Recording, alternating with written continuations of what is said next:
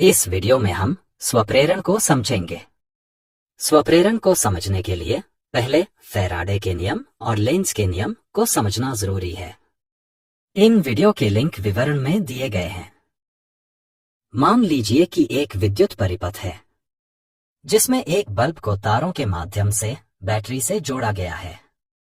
साथ ही परिपथ को चालू या बंद करने के लिए एक स्विच भी लगाया गया है।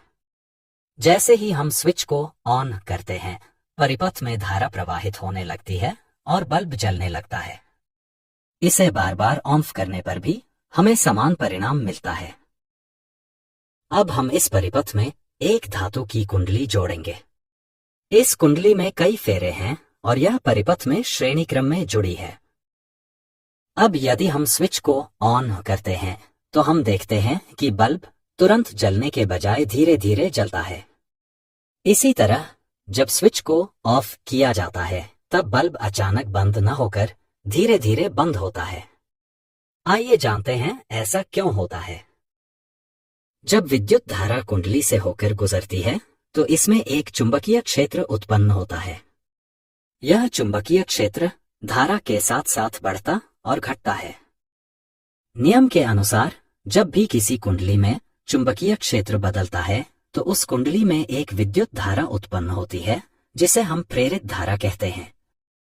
यह प्रेरित धारा मुख्य स्रोत से आने वाली धारा की विपरीत दिशा में कार्य करती है। स्विच ऑन करने पर जब स्रोत की धारा कुंडली में बढ़ती है तब कुंडली में प्रेरित धारा भी बढ़ती है और वह मुख्य धारा का विरोध करती है। इसी कारण बल्ब में धारा का मान अधिकतम होने में थोड़ा समय लग जाता है, जिससे बल्ब तुरंत न जलकर धीरे धीरे जलता है।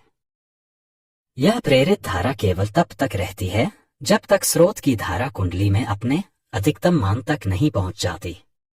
जैसे ही धारा स्थिर होती है, चुंबकीय क्षेत्र बदलना बंद हो जाता है और प्रेरित धारा भी समाप्त हो जाती है। इसी प्रक्रिया को हम स्वप्रेरण कहते हैं।